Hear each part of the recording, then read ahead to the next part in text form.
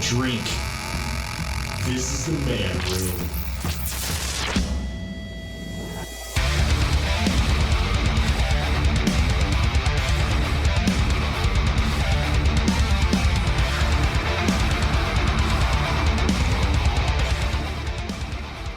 Welcome into the Man Room Podcast. I'm your host, Marcus Bridges. Thanks for joining us tonight. Make sure to check us out at the website, manroompodcast.com. The email address is themanroompodcast@gmail.com. You can check us out on Facebook, Patreon, we're up there. Also, get to us wherever you get all of your podcasts. I mean, Spotify, Google, Apple Podcasts, Stitcher, and the RSS feed. We will definitely have some links in the description today because joining us in the Man Room, a very accomplished comedian and former colleague of mine, Andy Andrist. How you doing, man? Good to see you, sir. Dude, it's I'm good doing to see all you right. too. Yeah, doing all right. It's year two of the pandemic. Yeah, it's like this. I'm not looking forward to this year if it continues like this. Right. I've had some dark periods during it, but then I kind of, it's like you figure out ways to stay interested in tomorrow.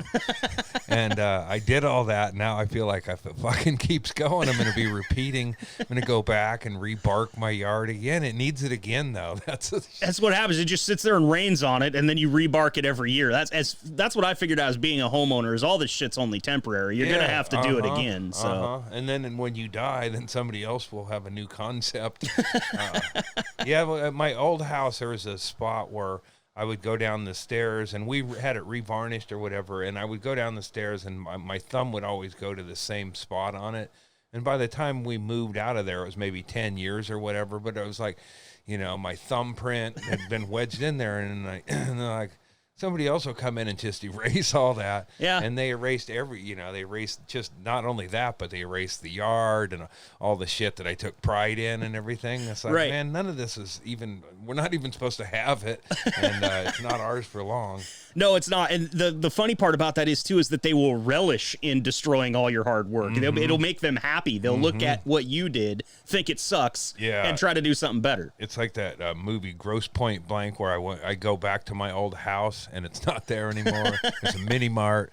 But where I had a place right on Oakway Road, where it was like almost like a half acre, but it felt like a big chunk of land, and it was like we were paying for it, and had all kinds of shit like grapevines and raspberries and fruit trees, and then eventually we started building next to us and building up giant homes that looked into our yard and shit. So we decided to sell it, and the guy who bought it was a developer. He was a sneaky fuck, and he ended up buying it, and now there's two homes on, like, my yard doesn't exist anymore.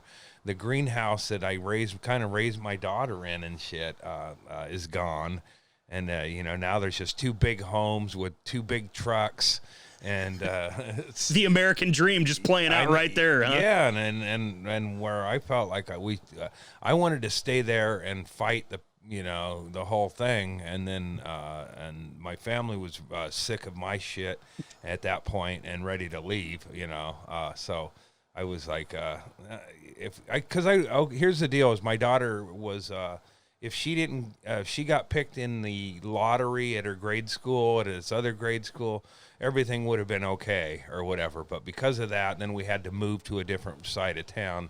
But up until that lottery drawing, I got an electric guitar, and I was just making racket to upset the neighbors and shit. I didn't want to sell the house, and I didn't like the development going on. And I think I was thinking one time I talked to you, I know, where I'm like, man, I'm like a bipolar weekend warrior, whereas I know I have moments where I'm fucked up and I have trouble unwinding and shit.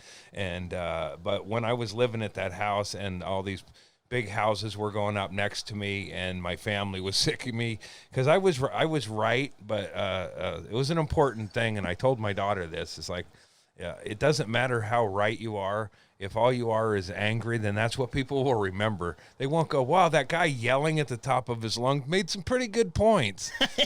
So I've learned that. Like, I've gone fucking completely haywire with stuff. and had to rework my way back. And I think that's what bipolar is you don't work your way back so much. You get lost on that side of the I still do trip. the same shit. It's like but I reflect back and go, man, maybe I was fucking kind of on the edge there a little bit. But I think that's some great strategy to buy an electric guitar and just trying to make noise and kind of stage your own rebellion from right inside your own house, you know? Right, yeah. This guy, he so the property next to us sold, but it was like a substantial chunk. So along our fence line where there was just open farmland, there was going to be like 5 homes that would be built up and look into our property and stretch code. And there was, it was south of the border labor, and they kicked ass, I saw them. They got it done quick. Yeah, I mean, my biggest complaint was, now where am I going to masturbate? These guys are building homes every day now. There's 30 guys swinging on ropes and building these giant homes. I'm just trying to put on some lotion. But that is a scary part of home ownership too, because you don't realize until you really get all your furniture in and you get comfortable in your house where those angles are. There was an angle in an old house that my wife and I lived in, and for the first year and a half that we lived there, I didn't notice it, but we had a sliding glass door that went to the outside, and then there was that weird 8-inch window above the sliding glass door. Well, they didn't put any fucking curtains on that, and so one day I was sitting there on the couch naked, and I happened to look up through this window, and there's a dude in my next door neighbor's house in his window looking at me and I'm balls ass naked, Andy. I've got nothing. I don't even have a blanket close to me. Does he give you a thumbs up or? I don't think he was impressed, man. As much as I was trying, I just don't think he was buying into it. Yeah. It's it's a tough go out there being kind of a toothpaste tube shaped white guy. Yeah. Yeah. Well, male nudity is generally not light. It's like if you I do something it started out as kind of I just did it. And then it was like, maybe this is a philosophy called nature jacking. It's self-explanatory, but instead of relying on pornography or skulking around somebody or bothering somebody else for sex, I just started realizing that going out in the woods and being out in nature and hiking and shit, and it's and then it's kind of a challenge too to get off the beaten path, so to speak. No pun intended, right? And then by doing that, I realized it's kind of freed me. It's like, one, you take care of yourself, and it might sound creepy or whatever, but staring at an angle of Crater Lake and being in a cold wind and being able to chuck one off and then head up it refreshes you for a long drive. I think it's I think people are getting so fucking toxic, and there's 100 groups a guy can join to learn weird shit and be angry, but just go out and jack off on your own out in the woods and calm the fuck down. I think, at first I didn't want to share it because it was it calmed me down, made me happier, but I don't want to go out there and nature jack and see some fucking truck driver out there angry chucking into a shoe or something. You don't want to blow up your spot, is what you're saying. Right, but my spot is everywhere. Your spot is nature. You just don't want to blow up nature. Yeah. So when you hit that bong really quick, everybody's just going to have to bear with, because I forgot to close the window, and now I'm realizing I've got Beltline highway traffic in my ears. So go ahead and smoke your bong. Yeah. Super professional podcast we got going here. Yeah, mine's a complete fucking disaster. But that's why they called it Issues with Andy. Right. That's what I was going to say. The podcast that you have you're over 100 episodes in is called Issues with Andy. Can you tell me a little bit about it? I watched some, but I know the listeners will know. How it came about was I was going to quit comedy. Not quit in a dramatic way. I got to announce it. I just didn't feel like it anymore. I'd lost a good friend, Sean Rouse, to he was killed in a bank robbery. Are you serious? No, he died natural causes, but I always try to make it sound better for him. He just died. He's a young man who had arthritis and he liked to party and stuff. But he was recording. I did a tour with him and Junior Stopcut. We went all over in a cheap car, and it was it would have been more disheartening if the company wasn't so grand, Right. It was just a fucking fiasco tour, too many drugs, and all that. But Sean was working on some material, or he just killed me. He was really dark and funny, and he had this whole set of stuff, and we'd catch glimpses of it on these shows. And then he recorded, and I guess it didn't. From what I heard, it wasn't a great night for him. And then he was going to redo it, and then he got sick, and then never made it to that thing. So, cut to Stanhope was recording a comedy special in Vegas, and I had just eaten some LSD because I'm in a better head spot than I used to be. So I can do that.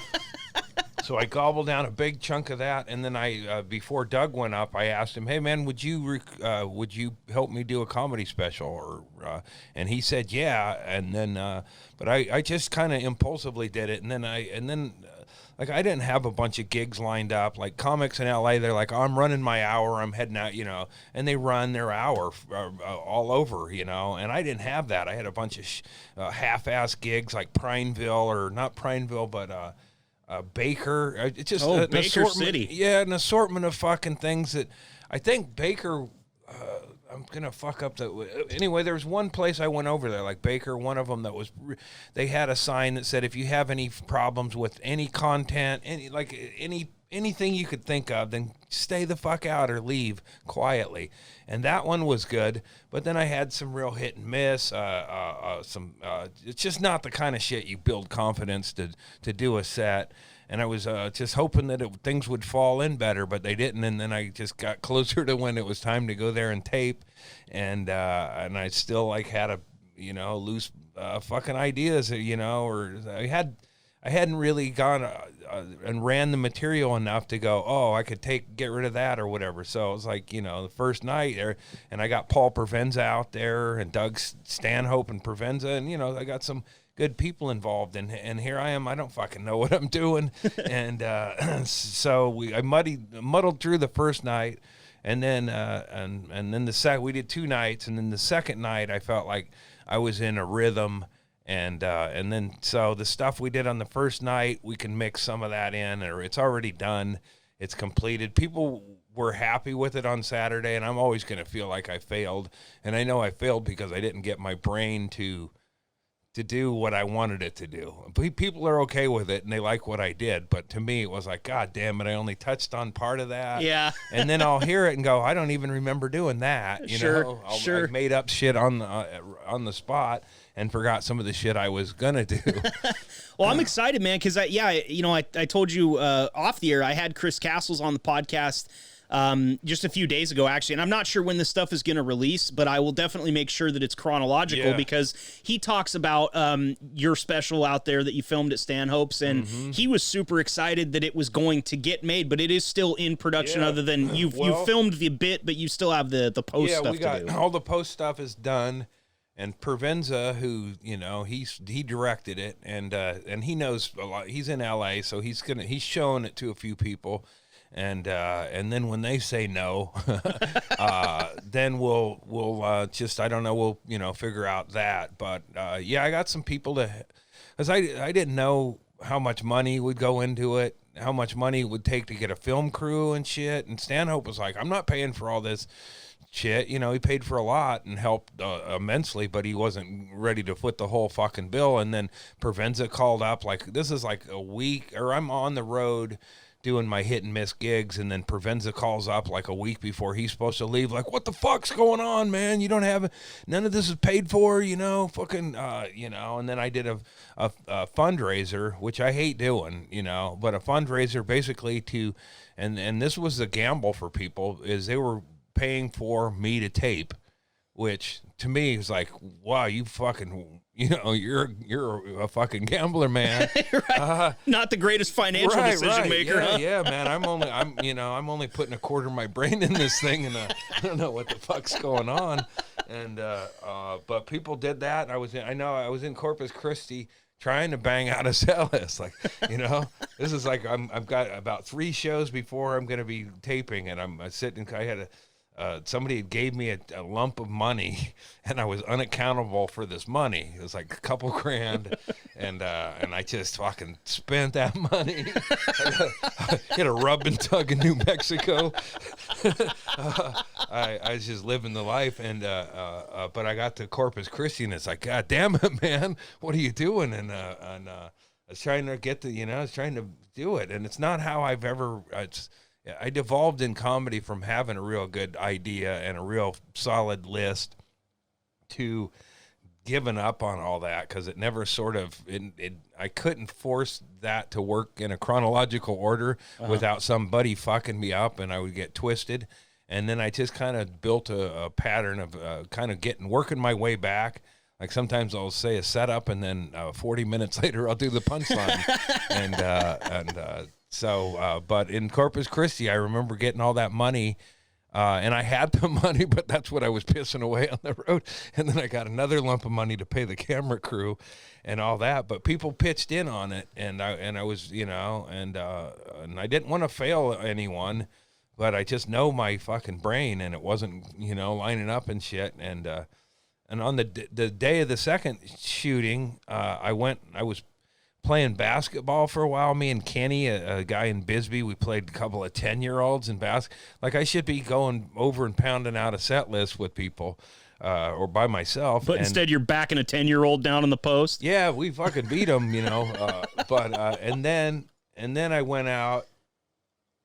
Oh no, we went out shooting. So I wanted to have some explosions and gunfire in this comedy special, and Bisbee, I could make that happen. Right. So we did that, and then we went and played basketball. But after the gun range, everybody was expecting me to return to the to where the taping was, and Provenza was going to sit me down and Doug and figure out what I was going to do. And instead, I went and played basketball after that. And so when I finally got back, about 2 hours before we were going to do the final taping, it was like an intervention. Paul goes, "Get over here." And then we sat down, and then him and Doug, Doug was the good cop. He was the cop on my side. It's hard to tell anymore. But Paul was like insistent I tell him what I was going to say first. And I didn't really know what I wanted to say first. And then he goes, "Well, what's your second beat?" "I don't know." "Third?" "I don't know." So eventually we had a list, and Doug was like, "Don't worry about it," he goes, "Just let him put a list." And so what they came up with is to put a big fucking set list on, or, make my set list and then put it big enough for me to look at the stool that sat up there with me. And it had all the shit in the order that I said I would do it. And then I went through, and I was like, and I looked at it a few times during the show. And then Paul was like, at the end of it, he goes, "Why don't you fucking do that every time?" Like, yeah, that does make sense to kind of have it sitting right there. So, and big enough, I'd like write it on my hand. That doesn't work for me anymore. I don't have giant hands. Nearsighted. Always sweating too. That's another one for me. Mm-hmm. It's just I'm always sweating, so that ink never sticks. Yeah. So I call it, the title of it is Last Shot. And that's kind of what I felt like. Like, if I didn't nail it on Saturday night, my friends would still be my friends, but they'd be bummed out and pissed off at me. And so and then we do have the guns, shooting. I blew up a pig at the beginning of it. It was we rigged up like a ceramic pig. I wrote Sheriff Joe on it, but we rigged it up with tannerite. Oh yeah. And I hit it with a sniper rifle and blew it up. And so then, that's the start of the comedy special. Is that goes into comedy? That's awesome, man. Yeah. Tannerite is that's an adult toy that is timeless in my opinion. I got to shoot a Desert Eagle 50 caliber pistol at a thing of tannerite, and it's more fun than I've had with my clothes on in my entire life. I don't know how many explosions you would have to witness before it would lose its. It's a lot. An explosion turns any dude into like a southern redneck. It's like a fucking NASCAR flag or something. It just gets you riled up. It does. Why? It does. And having been around guns my entire life, I've always known that, and that's why when you talk to somebody that's like super against guns, and they don't like people having guns and everything, it's like, you've never shot one, have you? You've never actually felt the power between your legs and just squeezed one off. It's like, there's that saying, you don't pull the trigger, you squeeze. That really cuts deep when you actually have that gun in your hand, So that's great, man. So you've got the special and everything done. Now tell me about how the podcast started. How did that whole thing get going? So I was gonna quit, and then John Mink, I don't know if you run across him. He's a guy out Oregon comic, and he wanted to know. He called me up and asked if I wanted to do the Alaska Comedy Festival, and I was like, no. And he goes, I'll pay for your airfare, and then and I didn't understand what his angle was, but I'm like, all right, I'll do that. Because then figured I'll just go up there and nobody gives a shit, and I'll just quit. I'll go, I'll do a forgettable set and say, yeah, all right, wander out a side door. And then I didn't know, who all was at the festival, and that Brad Erickson, a good friend, and Shaylee, who's associated with the club, who's Doug's road manager, and then Chad Shank, who's Doug's podcasting partner down there. Those guys were there, and I was like, oh shit, I guess I'm gonna not maybe quit up there, but I'm not really thinking about anything, and except failing, because I just didn't have my head in comedy at all. And then I see the poster for the event, and there's like 4 heads on the poster, and I'm one of them. Like, oh, fuck, man. I just thought I would be on a showcase and dump some shit and leave. And but so we were all up there together, and they were set up for a podcast that was going to be going on at some point later in the day, and we just sat up there and did sound check with the gear and stuff. And then I just started telling them a story about it's just something that happened in high school that involved the special ed class, a teacher that had Vietnam flashbacks, and a farmer who brought piglets in to be neutered. Oh my! And it all was combined in this building, and so we keep, so we did that one, and then let's do this on a regular. And we didn't have a name for it, we were bounced around a bunch of ideas, and I was having a lot of trouble with the technical gear and shit. And then there was one where they could hear me, but I was just, I didn't know I was being watched or heard, and I was just fucking, you fucking cunt. Yeah, I don't think I teared up, but it was like I was man crying. Yeah. I was, crying with anger, punching instead of actually trying to figure out shit. And they watched the whole thing. And they're like, well, we're having issues with Andy, and so that's what we called it. And then so we were kind of we'd had it going, and then the pandemic started, and then we started doing double down, because those first weeks and months of that shit, it's like, what, we don't even know if this is ever gonna end or whatever. And I think that was kind of what helped us build a little, is we were there 2 times a week for people who everybody was kind of almost everybody had the rug pulled out and was not doing what they would be doing. So right. So it was a great time for it. It just kind of fit right there into that void. Yeah. Yeah. And then with Doug's people, so we had, I don't know how much of that we got. We haven't done a whole lot of hey, Doug's. I mean, I would never do that. Hey, Doug, send us some of your people over there. He talks about it on his podcast, and he says it's like his used to be, because we just kind of, it's not heavy. We don't interview anybody, and it's usually just, I hate to say it, but I'm like a fucked up Regis Philbin, Oh, what are you up to? Oh, I'm trying to kill a bunch of bees, and I had that going all summer. Was a popular thing, was trying to kill yellow jackets in the ground, and then the misfires and shit. And eventually somebody sent me a bee suit, and then I'm walking around just raining death down on them. But feeling really powerful once you got that suit. Yeah, huh? Yeah. Oh man, yeah. When you realize they're not gonna sting you, and you're like, oh, okay, because I hate yellow jackets. Getting one sting in you, it'll ruin you for 4 or 5 days. I hate bees in general, and I know that that's like a hot button topic now, as we're all supposed to care about and or save the bees, but can you not breed one that doesn't fucking sting me? I mean, just last summer, my dog ran over one of those nests out in on his walk. Yeah. And I'm out there walking him with shorts on, man. I got drilled all over the legs. Fuck bees. That's, I've had nothing but trouble with them. Yeah, look, the ones that breed and pollinate cannabis, they've actually found that they make honey with THC in it. Mm-hmm. I'm cool with those bees. Those are the bees that can stay. They probably are like like if Snoop Dogg were trying to punch somebody, it would be like, all right, dude, take it easy. You know, I know you want to sting me, but you're too high. Look at you. You're so cute. Little honey nut Cheerio. But yeah, and they're getting, I think my theory is they're getting worse, the ground invading ones. It's just like, you know, it's climate adjustment kind of shit. I'd never seen so many yellow jacket nests, and then I would fuck one. Like, man, it's like, you know, like one of them end of the world movies. Like, I just did up L.A. I fucked L.A. It took me several tries and about 15 cans of that shit, but I know I got them. There's no action, you know. And then 3 days later, there's another fucking hole nearby. It's like one of them crawled over there and dragged the queen over there and started pounding out some sex, and out come a bunch more fucking, you know. You know, this last summer, my wife and I went camping down on the Rogue River down south in Oregon.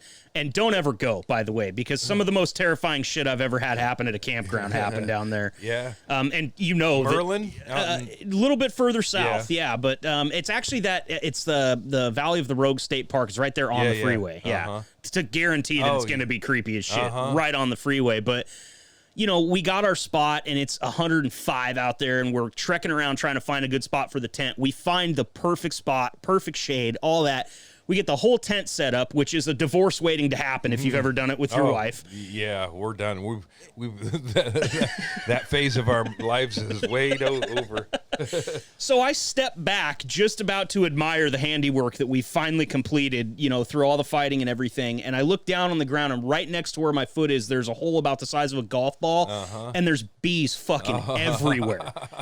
So we drive into town, we get as many cans of bee killers they'll sell us, and I just went scorched earth on it, just like you're talking about. I burnt through 2 full cans of bee killer, and then I went and got the biggest, like, basketball-sized rock I could find, and I put it on top of the hole, and I just thought, all right, dig your way out. If you're going to come get some, dig your way out. And you know, we were only there for a couple of days, and so we didn't have to worry about it, but the bees were only about half as scary as the wheelchair-ridden homeless man that made his way into our campsite way after dark one night. You know, I'm sitting out there by the fire.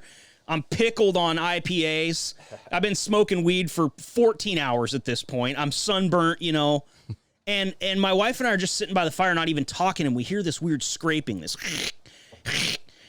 And I don't have a flashlight on me. I have my 45 on me, which is unfortunate for this person. But all of a sudden we hear it, and he's coming down like the road that leads right into our campsite. And this road doesn't go anywhere other than our fucking site.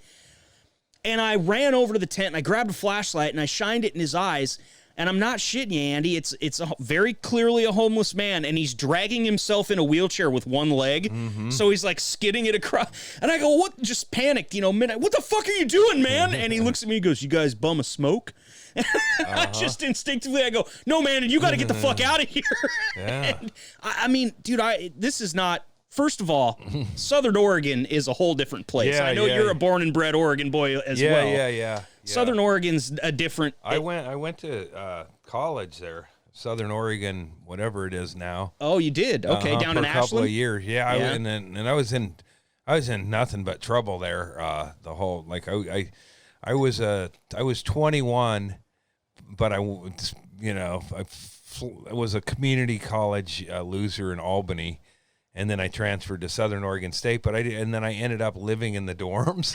I was 21, I was 21 and had all, like community college was a blackout. I got credits, but I don't remember dick. But then I got to the dorm and I signed a year contract and I was in the dorm, and it's like, you can imagine, and I was a blackout drinker and I read my file. Well, my file was read to me eventually when I was getting booted into what happened is this guy the head of housing made money to get people into rehab. So there was that deal, but I was ready. They were ready to get me out of wherever. I had a big incident report, through a, broke shit, punch shit, all kinds of trouble. And then they were going to move me into the foreigners dorm, up on the top of the hill, which is like, I should have done it. I didn't realize I was going to do comedy, or I would have definitely done it. And I went in, and then I got the head of housing is like giving me, I was like, drunk. I got drunk because I knew I had to go up there for the meeting, and there's a bar you could hit, Omar's, and I drank at Omar's a couple pitchers, went up there, and this guy and me got into a verbal altercation, and he's like, he goes, you're going to rehab and all this, and he goes, you want to play hard? You want to play hardball with me? I don't. Anyway, somehow as I'm walking back through campus, I realized I had my signed contract. I didn't mean to do it. I'm just skittish, and I get lucky sometimes, but I snagged up my contract, and that was the big stickling point. I had a signed contract, so I was going to either forfeit a lot of money or get kicked out of college. It was on all kinds of stuff, and then I found out I had my contract. So then I went back a couple days later and said, I'm moving out of the dorms, and I'm not going to go to rehab, and I'm not going to go to the other one. And he went for, he's going to show me the contract again, and he didn't have it. And back then, nothing was digital, right? So everything was on a hard copy. Right. So I remember whatever I had prepaid for food, going down there, and it was like Belushi and Animal House, just filling up trays of candy and M&Ms and whatever I could put on there and cash out my Green Springs dollars. Just the shopping cart of a blackout drunk, right? Yeah. But when I'd meet a chick that I could date in college there, and I would scan the movies because I was poor, and I'd steal my booze. So I could I could ply them with booze, but I couldn't pay for dates. And I would look and see what was playing at White City, which is, if you're White City, is the amphitheater, right?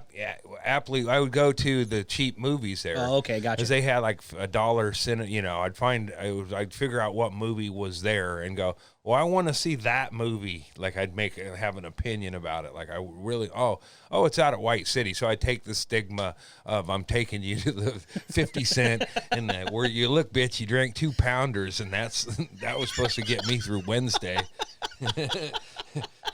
So you better enjoy this date because it's all I've got. Yeah.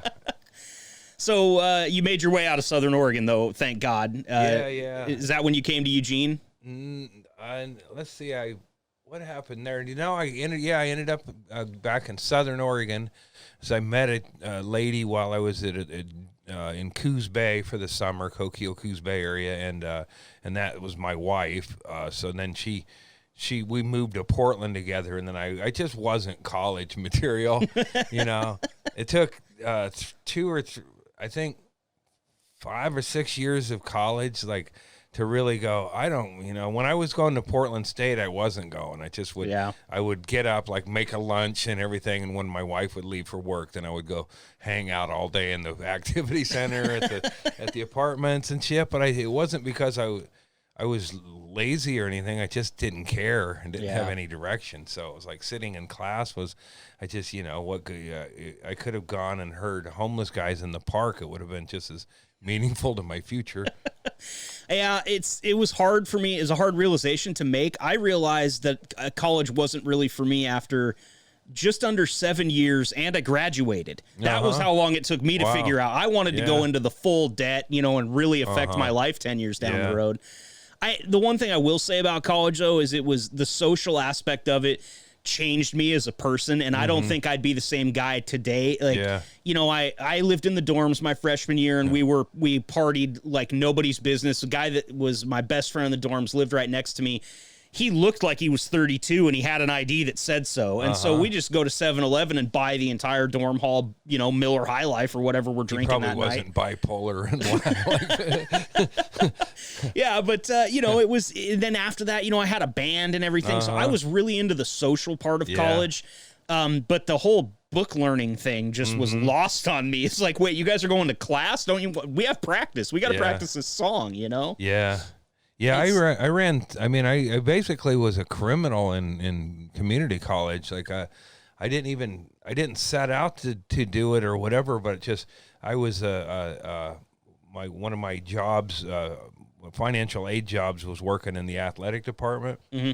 And so I was running stats and shit for the basketball team and stuff. And then it's like, it's like these are all guys who were sort of being shopped to Oregon State, but not really, So these guys, it's important to get stats and shit. And I didn't give a fuck, man, Like I give guys rebounds while they're on the bench, It meant nothing to me. As long as that money was right. Yeah.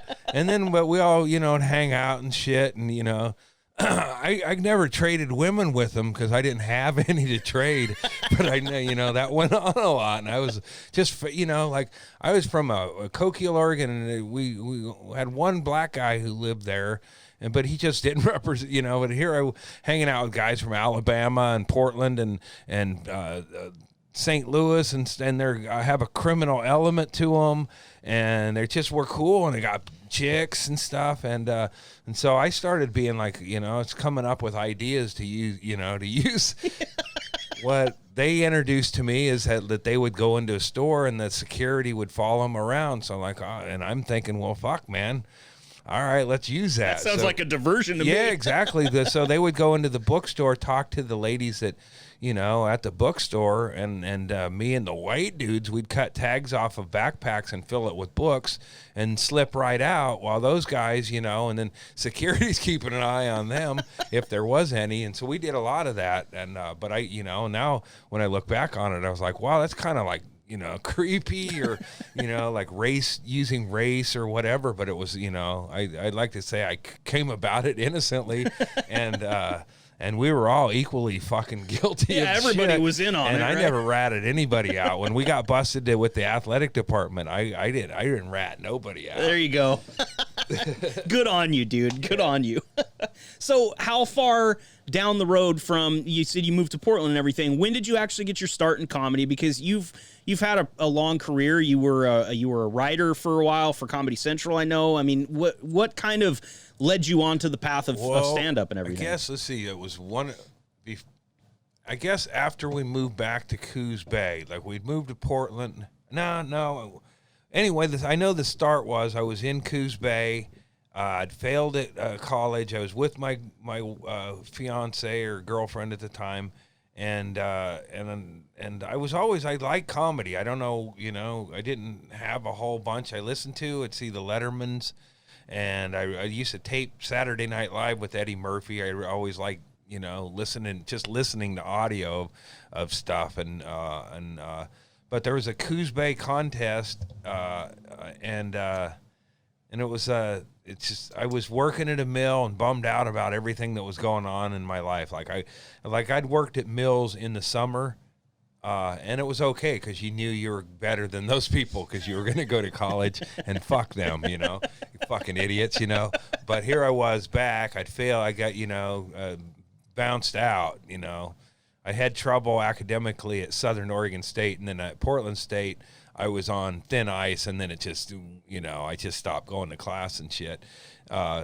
So it didn't crash out that way, but I was in Coos Bay, and then I kind of, while I was pulling on this green chain with these fucking losers, man, this was the worst. And I'd been in several other mills, and this was a crew of fucking scumbags, and I fucking hated every minute. There was a mute that worked across from me who was always trying to communicate, and if like, I don't want to play charades, I get it, I'm not pulling enough fishtails, man, or whatever, but so I wrote down some stuff, and I got into this contest, and when I went into the green room, the like a banquet room, and it was a big hall in Coos Bay at the Red Line. It was like the biggest room they could put together there.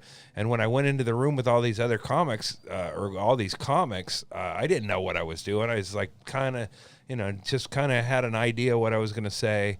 And it was a 5-minute deal. And then all these guys were like, I walked in and I thought they were pros because they all talked like they were pros and had their thing. And they're like, I'm trying a new bit, or, and I got the impression that I was in over my head, that these were all good comics. These or were professionals. this was the top flight of Coos Bay, Oregon, huh? Well, they were coming all from Portland. Oh, okay, I get So you. there was only a couple locals in this thing, and I was one of them, and then there was about 10. They recruited a bunch of Portland comics. They were open micers, and there was a couple in there that were working comics for a few years. One of them lives here, Keith Woodring, Oh, yeah. who I always enjoyed making fun of his one leg. And Keith was actually a pretty good road comic in those days, but I think he won the thing. Anyway, so the first night I did 5 minutes and made it to the next night. And I remember just like, fuck yeah, it just felt right, like I did real well. Everything worked. I was I don't even remember it, but 5 minutes is nothing. Yeah. And then the next night was 15 minutes, and just like I was telling you about the taping, I had no fucking idea what I was going to be doing the second night or anything, but I know there were several of the comics that got eliminated that were pissed and calling bullshit, local politics and shit. Because I overheard that, and so it was a good night, and knowing, like, wow, comics are dicks. Yeah, fuck those guys. Yeah, these guys are rooting against me. This one guy was known as he called himself the man of 1,000 voices. Oh, God. And we never ever knew what his real name was, and most of his voices were all the same. He went by, his name was Jay Webb, and he was like, I did just any, but Jerry Lewis, a fucking nutty, and he was the one who was bitching about me. They invited me to go hang out with them after the first night, and I got there late, and I walked into the room, and they were bitching about it. Several of them were bitching about me, but not Keith Woodring and Ken Samuelson, this other guy. They were all right to me, but I kind of was friends with Keith a little bit after that. But so the next night I went up, and I didn't know what I was doing, but I thought I had to do all new shit. And recently I've seen tape of it. And I did a Schwarzenegger impression. I should have pulled my pants way down, and I was sort of I don't think I gave him a proper setup to what would be loosely phrased as a bit about somebody getting poisoned on mushrooms, or a lady. It was like a dinner party for a work, and everybody needed kidney, like a liver replacement. It was like years ago, and I thought it was topical, and I didn't explain it well. But anyway, though, I ended up third place out of this thing. Nice. And then they made me house MC there, so I got 2 free beers to MC for all these different comics who came through, and for the most part, I was, they would always say not, complimentary things. So I was like, I was raw and funny or whatever, but and then I kind of started getting familiar with Coos Bay and thinking, man, fuck these people, and I kind of, I don't know that I was a liberal or whatever, but I had a spotted owl joke that had a more of an owl bent to it, and don't do that in a logging community, Andy. Right. So when I left Coos Bay and I would drive up to the Black Angus up here. You know where that is? I know where it used to be, because it used to be Franklin, it used to be my parents' date spot when I was a little kid. Really? Yeah. Wow. So you might have got conceived after a comedy show. You could have been. Yeah. I mean, I'm not sure. I was born in '84. I don't think Eugene has ever been had as good of a regular room as the Black Angus. And I was new, but I'd come up there and do 5 or 10 minutes. It would suck in Coos Bay, and I would go up there, and it was like that for everybody. And it was like I don't even know if the space is there anymore. I doubt it. But like, I'm sure Hicks and, there was a lot of people working for those things. They would bounce in and do a night or two, sure. But well, in a place like Black Angus, where you can also get yourself a porterhouse and a glass of whiskey, right? They had a stage there, and then it seemed like almost everything after that was either too tight a quarters, not a real stage, or a dance floor. Kowloon's in the dance floor. It was like that became the next big room in Eugene. And I worked that room, Hedberg was there a few times. No way. Yeah. Oh, man. Hedberg showed up there, and I was friends with him before that, but I got a phone call to come down because the headliner was going to be late. And I was like, oh, Hedberg. and I got there, and Kip is it Kit or Kip? I can never figure it out. It's the guy Kit. So I had it wrong on both counts. Yeah, you did. So Yeah. I only know that because he used to pay me $100 to go down there every Friday night when I was on the radio. Yeah. And I didn't even have to say shit on the mic. He'd just give me $100 and a bunch of free rum and cokes. You're right. He's one of my Yeah. favorite people I've ever met. Yeah. So he was great. I just the setup was always, comedy. It always helps to just be on some sort of set aside. Yes, if absolutely. you're right there on a dance floor, it's like somebody could get up and ask you to dance, and it wouldn't be out of the realm of possible. But so Hedberg was extremely late, and I did about 10, 15 minutes, and then it's like, "They're not here," and then he goes, and then Kit would go ask if I wanted any food. And so that was, I did about an hour and 15, 20 minutes before Hedberg got there, and he was fucked up when he got there.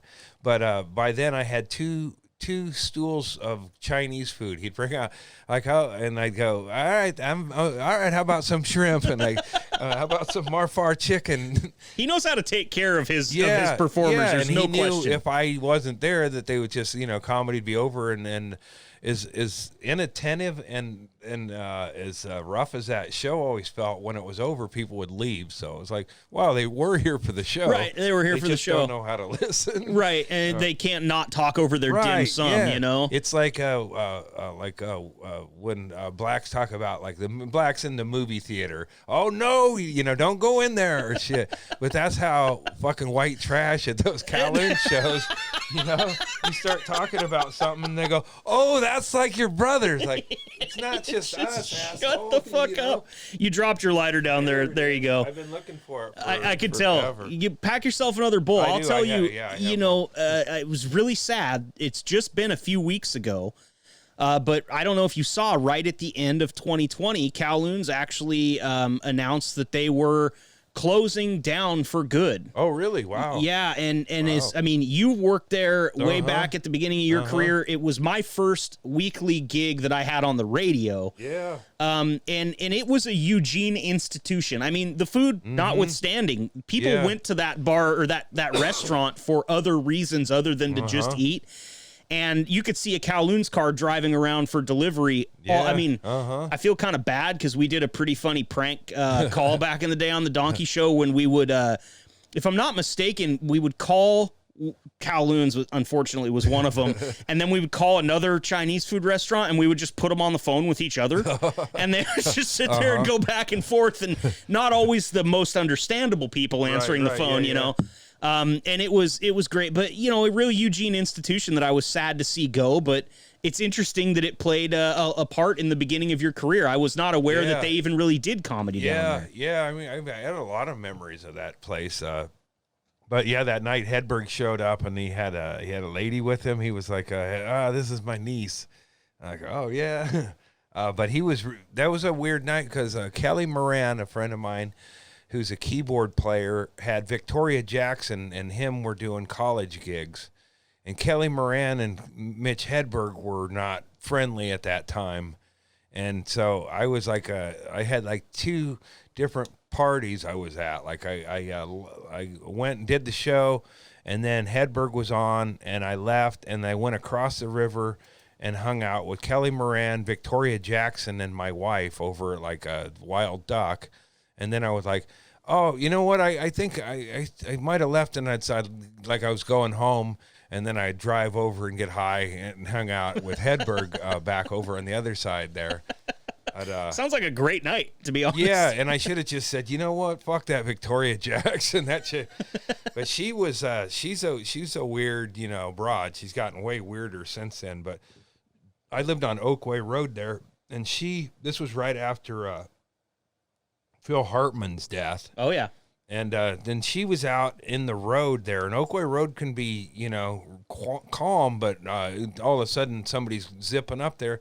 And she was standing she wanted to get a picture of my house. And she stood in the middle of Oakway Road in the median or whatever, the middle lane there, and kept backing up. And there was a car that almost clipped her. I was like, oh shit.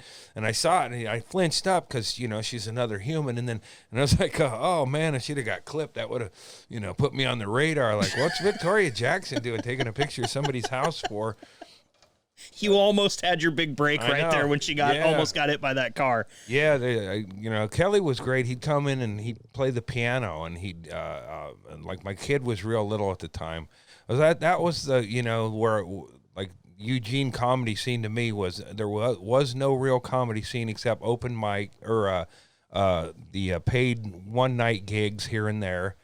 And then comic friends, would come in, and I would have kind of the condo or whatever, So it was like, it's like this, a quarantine where you don't have a lot of things. I didn't have a lot of adult company, and then there'd be somebody fun playing the piano, and my daughter dancing around and singing Victoria Jackson, singing along, and Hedberg, and hanging out and smoking weed in the greenhouse and shit, and then they would go, and then I just didn't know anybody because there wasn't a comedy scene here that I knew of. Sure. And I'm still not sure. It's still kind of dwindling, man. I mean, it's been back and forth. I don't know if you know this, because I was talking to Castles about this, and he wasn't actually aware of this. I'm sure he was at the time, but, time's the best way to lose your memory is just to keep living, and then you don't remember the shit that happened.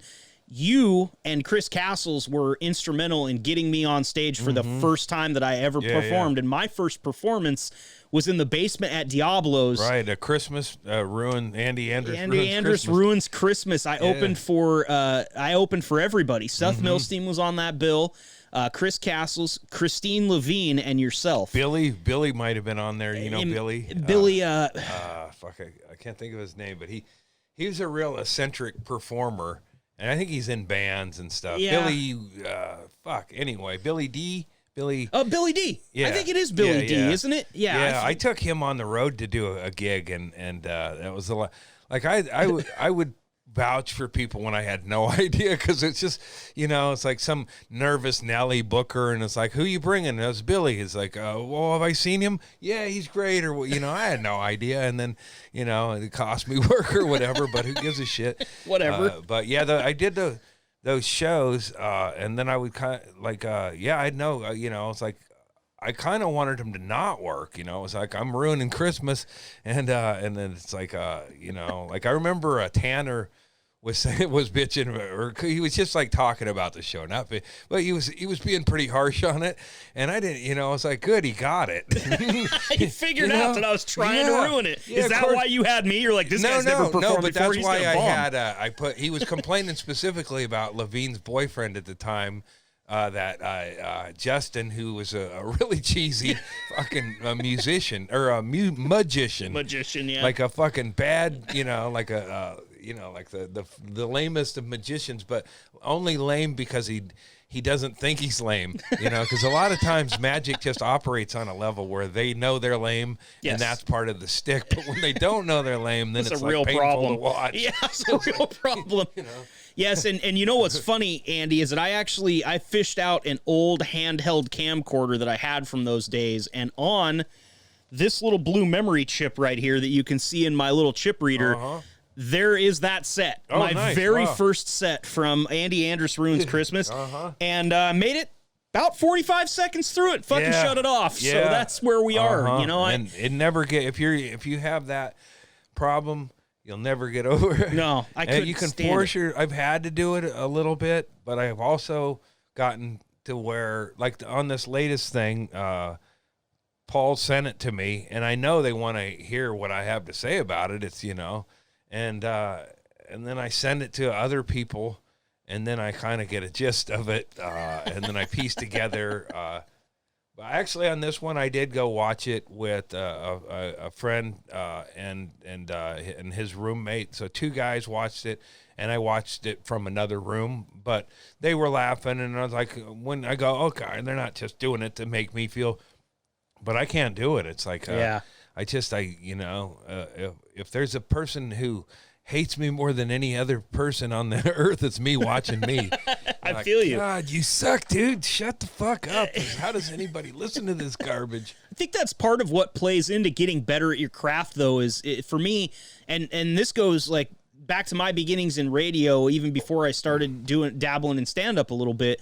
I used to have to always go on the air with one of my headphones off of my ear because I cannot stand my voice in my head is Hollywood, and my voice when I hear it in my ears is Coquille. It's, Yeah. it's what I found. And, yeah, exactly. And I don't necessarily like the way that it sounds. And so that's always been a real tough one for me too, because that's the same thing in radio applies to comedy. If you want to get better, you have to listen to yourself, find out what you don't like about it. And then there's some who just it doesn't bother them even slightly. Yeah, it makes me think and you in narcissistic fact, they're like piece of turned on shit. by their own voice. Yeah, exactly. But they know how to maximize it, get the clip they want and everything. It's like I've had to leave a lot of that up to other people, and there was like a word in something that Paul took out. And I, I had to kind of bluff along with it. I kind of, and then I was like, oh, okay. And then we, when I didn't even know I used the word. It's a old, tranny. Okay. And yes. and it's a tough one to use nowadays. It wasn't necessary to the thing, and it was more of a, I didn't even realize that, so he goes, it kind of, because it's pro, however you say it, and all that, but it was like, I couldn't have gone through that and listened to it and then had a real debate with him about the merits of how it fit in there and anything, because I didn't listen to any of it. There's I forget somebody, I got like Paul gave me this big long thing about, I watched it and my response was after I watched it, well, I think I like it. It's me. All right. And then he sent me a long message, like a artist to artist kind of thing, is you should be proud of this shit. And, it's a lot of shit in here that you should be excited about and all this stuff. And it was he sent me a long thing and then I wrote, all right. But that's what I have to do now, because I'm, it's even deeper beyond not liking the sound of my voice. As for years I've had a negative flow, in my, maybe not about other people or whatever, but I just didn't feel like I deserved any kind of thing or wasn't and then I'm friends with Doug Stanhope, who's constantly telling people he thinks I'm the funniest person and all this shit, and none of it's provides a big ego. It's like I don't believe it, and but then I get, Paul and Doug are both involved in my project. Paul sending me this thing, and it's like, man, how fucking big of a ego do I think to that these people are going through all this fucking trouble to make me feel better about myself. That's where there's two choices. Either they're completely fucking with me, trying to make me feel better about my failings, or I'm legitimately, you're doing all right. Yeah, it's legitimately true, and I should shut the fuck up and support it, not at the very least, not be negative in my own head about it. Right, fight back against it. Yeah, which is where I would be, with a different responses and shit. I would be, I have no way to know how to feel about myself. Right. Yeah, well, it's something I've always struggled with too, man. I've never had like what I would call high self-esteem, and I think that it's almost, you don't see it in every comedian that you meet or every performer or every artist that you meet, but I do think it's something that's a little bit more common among the successful people that I meet in their craft, because I think that I fall in love a lot of the times with everything that I'll produce some audio, like bits for the show or little things that I make for the ramps and stuff that sounds good.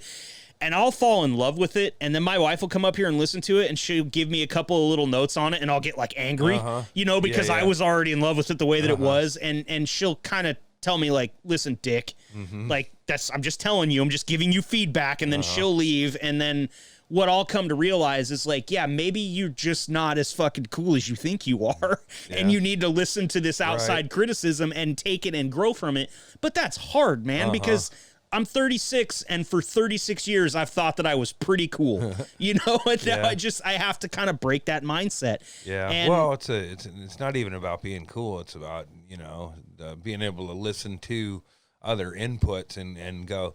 Some people are real good at that, to draw strengths out of other people to go, well, yeah, and then to actively, but my whole thing is my adventure in comedy has been like a man trapped in a cave. I don't listen to much other shit. I mean, as much as I have loved watching my friends perform, I don't listen to their stay current with what they're up to, because I don't want to like cough out a routine and then have somebody say, "Oh, Doug Stanhope's doing exactly the," and we do think alike on shit, so we have, I know there's a time in a hotel we were both drunk and we traded bits, and then we couldn't remember what we traded, so I don't think it mattered, but that's how interchangeable our thinking was on and I think kind of in a way, I don't know, I mean he's had a lot of different people open for him, but it's like, would you want to have somebody who's like Olivia Grace, who's a chick who's funny and eccentric and has her own weirdness, or somebody who's got the same weirdness you do, who's similar sounding and, creepy looking little dude too? It's kind of the mindset behind the Unbookables, though, right? Is that you guys were kind of a troupe of comedians that had that same flow about you that was like, look, one of these guys might say something that might get a glass chucked at their head tonight, right? Yeah, and that worked out. I love the Unbookables, man. Yeah, there's two different versions. Okay. And there's one with music by Mishka Shabali and a re-edit. And that was the second version is the one I wanted when I saw the first one. The first one had moments in it and I liked it and everything, but the soundtrack of it, I also, the self-loathing of watching myself, I almost became a junkie in the previews of that because I couldn't do it. Just sit there and watch it. And then I started doing Opana, which is a serious fucking hardcore narcotic, and I started liking the movie better. And then, but that was the drugs, and then they did a new version, and they added Mishka's music, which kind of like it puts you in the frame of mind of the he has a song Gideon's Bible, and that's what the opening of the new version of it is. And I didn't go through the second one all the way. I think me and James Inman tried watching it, and I told shut your fucking hole, Inman. But I didn't hate the first one. I was disappointed in it because I just wanted it to really kick ass, and it didn't grab me that way. The second one I feel like is a much better version, and I think they added more comedy and stuff. I mean, I don't know. I mean, we're all kind of losers and shit, and not doing great, booking ourselves in comedy or whatever. But it seems like it's like, man, how many scenes do you need with me stealing a bottle from a place? Let's cut it down to a couple. I like all the whenever they caught it on footage, that's when they should have a scene. If they can get you, then unfortunately it's just going to show up in the movie, right? Yeah. And I mean, but it's like you get past a lot of shit, the older you get, or it's like I had disappointments, and now, well, that's the thing with the podcast is it's a new way for me to do comedy.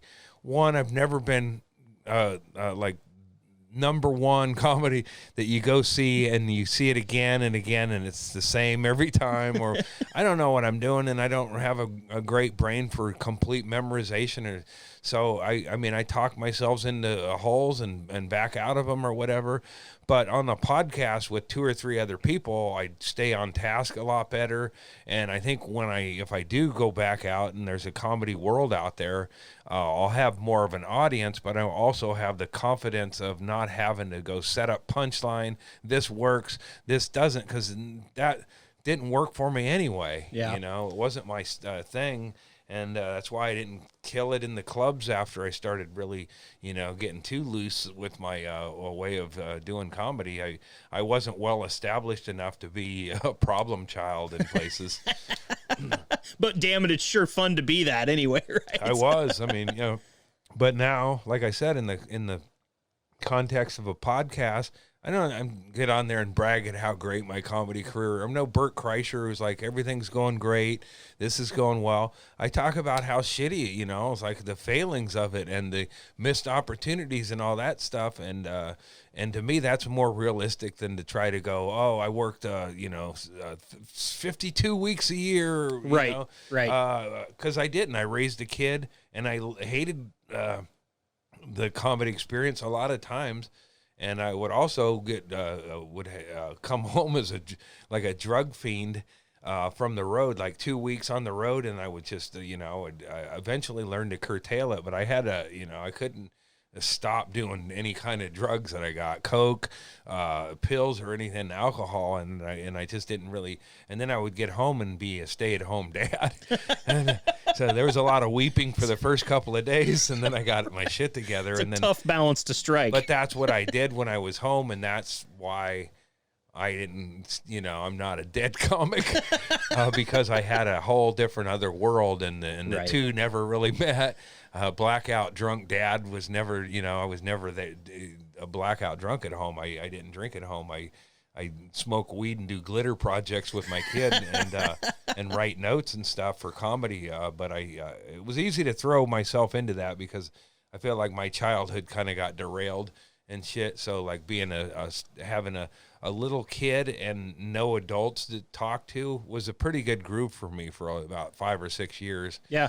I'd go talk to adults when I got paid, and I could get 2 drinks first, and then I would tell them what I thought and shut it down, and that was it.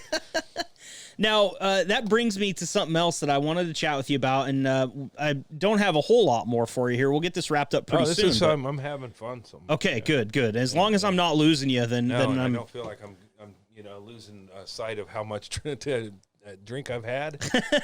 Well, we'll touch on that real quick. Yeah. This is going to be a theme of the Man Room podcast here, which is what are we drinking tonight?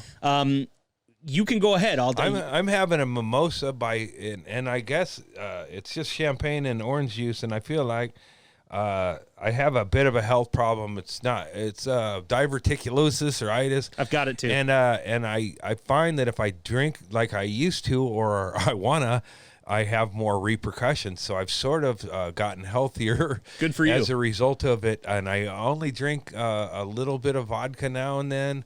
I find that I like beer, but I just end up with too many fucking wheat burps and shit.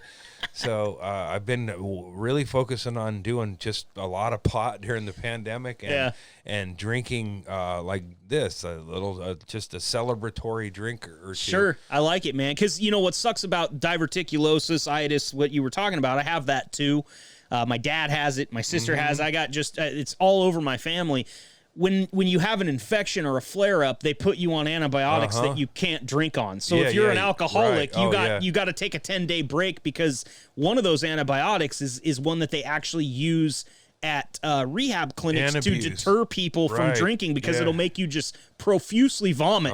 And so I've had a couple of, in fact, I missed out on an elk hunt that I was supposed to go on this year because of a diverticulosis, and I was bedridden. It was the first time I'd ever had to ask a doctor for painkillers. So it's ridiculous, man. It sneaks up on you when I've had them. It's like it's a weakening.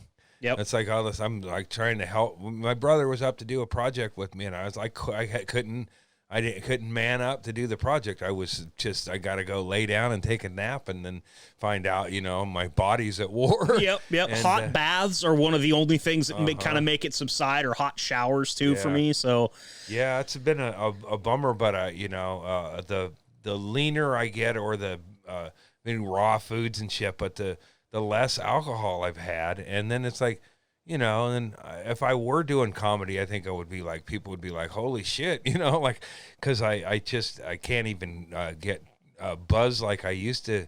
I used to be pretty good at, especially when I was doing regular shows, I could get pretty buzzed and deliver a better show than I would have done not buzzed. And I know a lot of people will say that's bullshit or whatever, but I know, because there's just, you get loose and your brain, you're grabbing choices in your brain, but maybe you're not grabbing the smartest choice, but you're grabbing whatever and you're selling it. Yeah, exactly. That's very true, man. And look, that's one of the reasons that the theme on the Man Room is, have a drink in your hand, because I do feel like it does loosen you up a little bit. I mean, it's a social lubricant as best as it can be described. I think Don Rickles is a proponent of 2 drinks. He probably whatever degree he wanted them. Right. You can get a lot done in 2 drinks. Yes, you can. You can get booted from places in 2 drinks, but it's not a bad principle. No, it's really not. It's really not. And I have to be honest with you. I thought just because I've known you for a while, I thought you were fucking with me when you said mimosas. So when I went and bought the champagne and the orange juice and everything, I totally expected you to just point and laugh at me when when you got up here and it was here. But I'm glad to see you enjoying it. So and I get them little. I get the 4-pack at little bottles. So when I do my podcast, we do an hour and then we do another hour, and for a while I was drinking quite a bit, but it's like, it's a goddamn it, I'm not once this ends and I'm just here and it's boring and there's nothing going on and anything, so it's kind of started controlling the boozing. But we smoke weed the whole time, constantly. We got 4 screens going, and I'm sure if anyone was not smoking weed, they would eventually start smoking weed. Me and Chad tend to hit the bowl about every couple of minutes. Hey, man, that's why I had it set up over there for you. I figured might as well keep you comfortable. What's that band, Blues Traveler, with his vest? That's what I got, like 4 clean pipes and my drink cups, and I got edibles and shit. I got my control chair. I got everything right there. I don't want to have to move.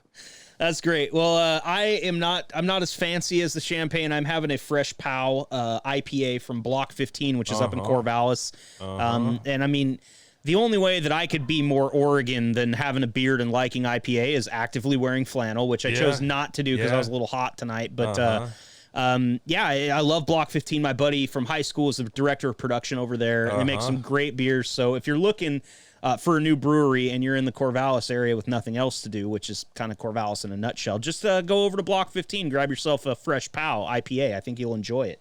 And by the way, nobody's getting paid to say any of this shit, so. Yeah, I was just thinking about Corvallis with no Oregon State sports to attend. It's like, man, they really have nothing there.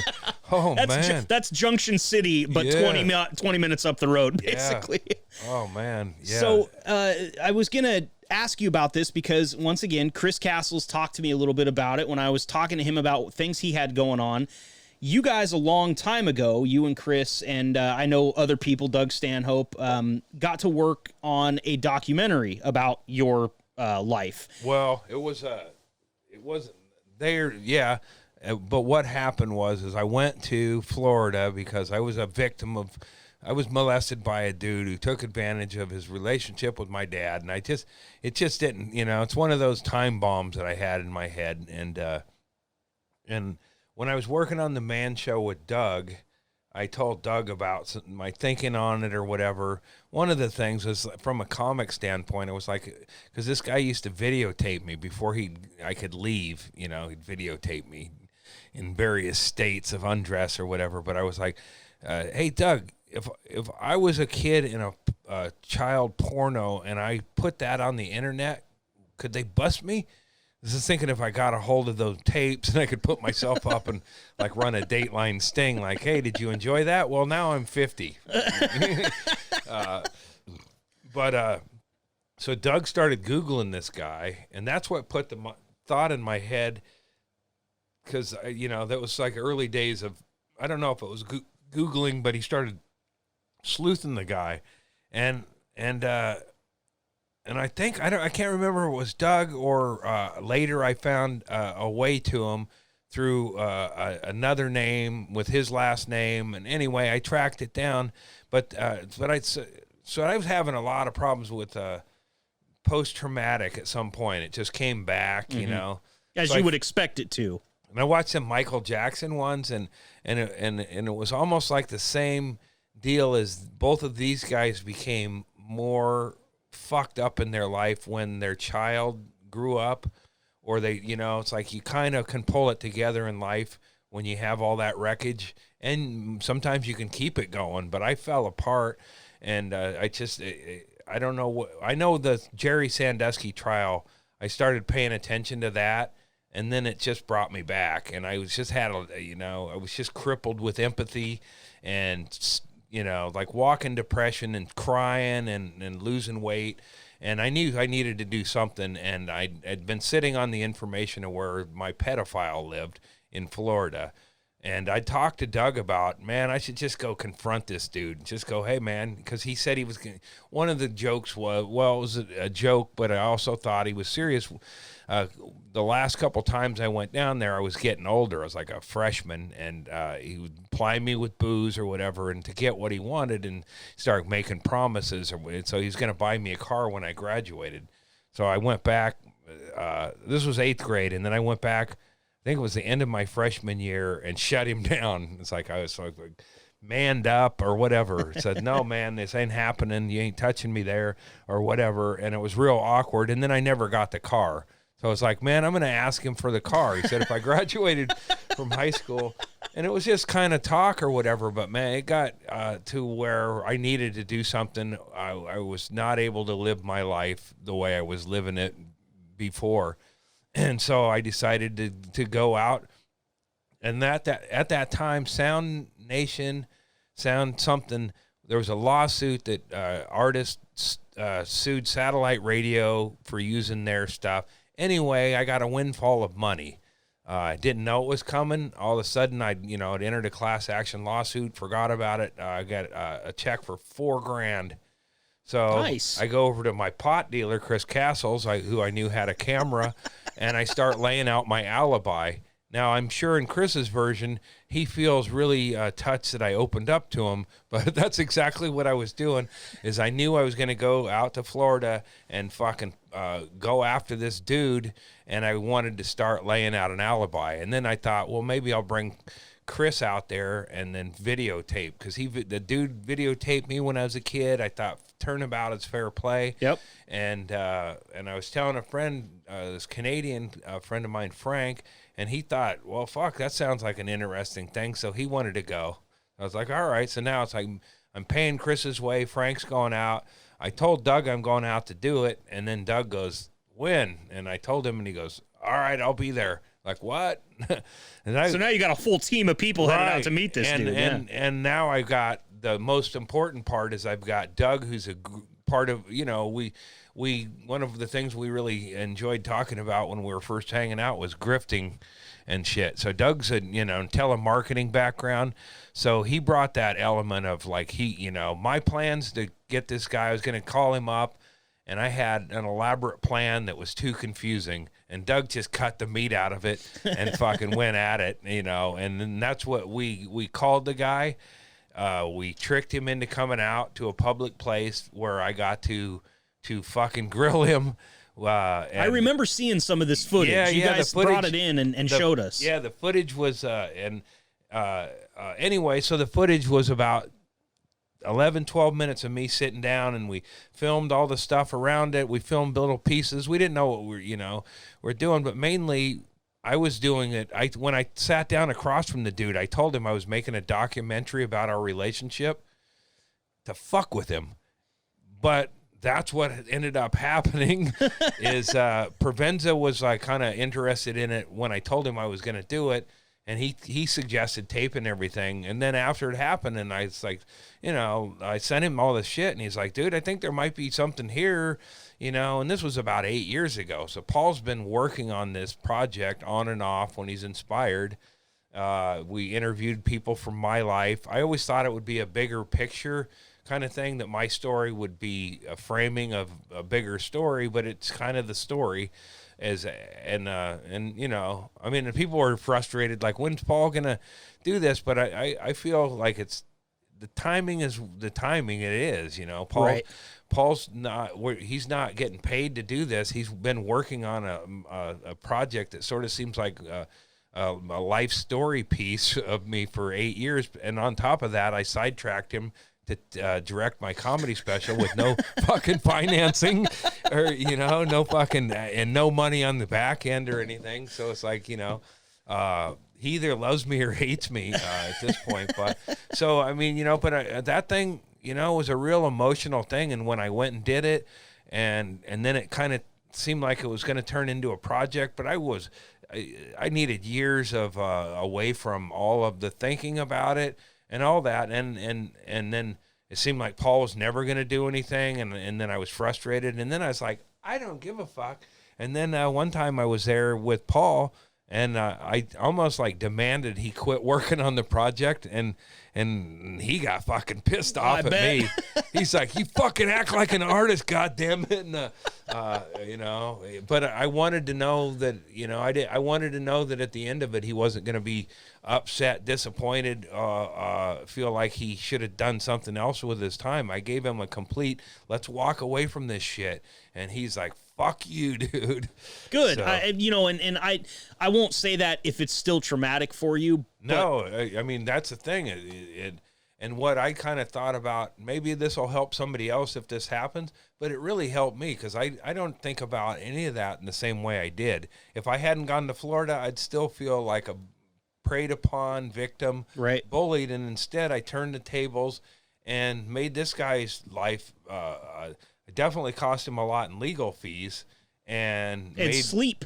Imagine fucking sleep he's losing just not knowing what's out there. Right, and that's the thing, too. It's like a perfect thing. It's like revenge is a dish best served cold. How about you've known for 8 years that there's a documentary exposing you for being a pedophile, and they just can't seem to get it completed. Yeah, and it's all true, too, by the way. But, well, dude, I can't – look, I really can't wait to see it because I saw – and I said the same thing to Castles – I saw how exciting it was when you guys first kind of came up with this idea, or you first came up with this idea, and you started to put it in motion. Because when I had first heard about kind of the inception, it was all just kind of like you said, just kind of a thought. Like you had this idea, and then all of a sudden, boom, it kind of came to fruition when you guys went to Florida. And I remember there being a lot of excitement around that. Yeah, it was a real adrenaline thing. And then, then I was like, I'm not doing this for a project. I'm not doing this to raise my profile. And then Paul prevents the work. But in those early days, I thought, oh, this is crazy, man. And I thought the turnaround would be like 2 years. Fucking 8 years gives you time to step away, live your life, maybe die or whatever. Catch a communicable disease, live through a pandemic. Yeah. None of it is, but none of it's. But I through whatever luck or circumstance, that was a big thing that improved the quality of my life going forward. That's awesome. I used to feel like I was like really bipolar and had, but it was just, I just had a lot of fucking shit that would get in the way. I wouldn't say I replayed it all the time, but it would be like I'd get frustrated over something. I didn't understand why I was getting frustrated, and then I would just say fuck you and burn a relationship or whatever, instead of really like, oh, I just get real frustrated when people try to pin me down on things because of this or what. It's like the understanding I've got on the other side of it and shit. And if Paul never makes a project out of it, I'm okay with it. But Paul's, we're close to it, and I think the comedy special, I also knew I could get some other pieces to Bisbee, i.e. my shifty lawyer that helped me with the Florida. And he's shifty in a good way, but he came out to the taping in Bisbee, and I felt like, man, we needed him in the documentary because he was a big part of it. And then there was a point where I heard from my lawyer, and he was in an accident, and he was in the hospital in a neck collar. And I was like, God damn it, could we get a camera out there? It's like, man, to have your lawyer and his nose is busted and he's in a fucking collar and he doesn't address that. Right. He's not going to tell you why. That's but we didn't get that, but he did come out and, and then it got, just more pieces to it. And I don't know what we need on it, but I know when I can get free and drive to LA and stuff, whatever happens with the special, I think it can't, it can't hurt the other thing. And I think Paul's real close to it. And maybe, maybe if people don't hate the comedy special, we can get, that thing finished, sure, or whatever. That's awesome, man. Well, I can't wait. Once again, I can't wait to see the special. I can't wait to see the documentary when it finally happens. I'll be in the lobby going, oh, I hate that guy's voice. I want you to come back on the show, though, when that releases, because I want to help you promote it and everything. There was one thing also that I wanted to promote that you went all the way back to the beginning of the show. You were talking about Nature Jack. Mm-hmm. You've got those shirts, oh, yeah, right? yeah, Nature Jack shirts. I was using it for a poster. This artist, Brett Brock, he does a lot of Stanhope stuff, and he's been great. He's drawn me up to look so much better than myself. Oh, you got a great ass in the shirt, because there's an ass and a set of legs that is Adonis-like. Right, and we've had him do some stuff for Issues with Andy where we said, just draw us up worse than we look. It's just like, it is flattering to look at a artist rendition who just like made you like that's how fucking fascist gets going. It's like, no, that's how I look. No, you don't. Look in the mirror. You're fucking fat. But so I made these posters, and then I made shirts out of them, the Nature Jack, and I did 2 versions. There's one where it's just a guy standing there. He could be peeing, but jacking off, looking at a beautiful landscape. And Brett I wanted him to do a different version for the taping, and I know he would redo and put a lot of work into it. I go, just burn everything, burn it. And so the guy, it's the same shirt, only the landscape is burnt. And then, and I was getting them printed, and a Milstein shop printed them, and they were closed down for a week because of the forest fires. Because of the forest fires, yeah. right. So the last shot one is the one that's kind of what we're gonna do the marketing for the comedy special, but it's kind of this summer in Oregon with the forest burnt down and shit, and yeah, I mean, they're comfortable, and they're environmentally a reminder to instead of breeding and making more problems, is take your toxic fucking self and go jerk off up in the scrub where nobody has to be involved with it, and then you don't even have to bother anybody else at all. It's a really great philosophy, Andy. I believe the Native American Indians did it for years before they had casino rights. Oh man, Andy, I gotta thank you, dude. Thank you so much. Oh, we've already well eclipsed the hour. We can cut some of Chris's hour. Yeah. But dude, thank you so much. Oh, yeah, It's been a long time since I've actually gotten to talk to you. I haven't seen you perform in even longer, which bums me out. I want to get back on stage with you. I want to get back to your shows, and I know that as soon as the world isn't like it is right now, we'll be able to do some more of that shit. But for now, podcasts it is, I guess. I almost feel like eventually comics will invest in like big giant circus tents. Like the circus can't, take advantage of the circus not being able to make any money. There you go. You can't have animals out there doing shit anymore. Might as well be comedians, right? Yeah, set it up on the outside of town, provide proper distance, bring your own booze and pass the hat. Oh, I love it. I mean, that sounds like, music and shit. Like that. Maybe it's good that some of the old structures are falling down, because it's like with new energy and ideas, it's like, maybe it could be a fucking, a situation where I look forward to going out and doing comedy again, as opposed to going, fuck, give me my money. Yeah, let me sit in my room and talk to 4 people remotely. Mm-hmm. Well, Andy, thank you so much for coming on the Man Room, dude. We will have you again for sure. And thanks, everybody, for joining us on the Man Room podcast tonight. It's been real. Take it easy. Thanks for listening. And transmission.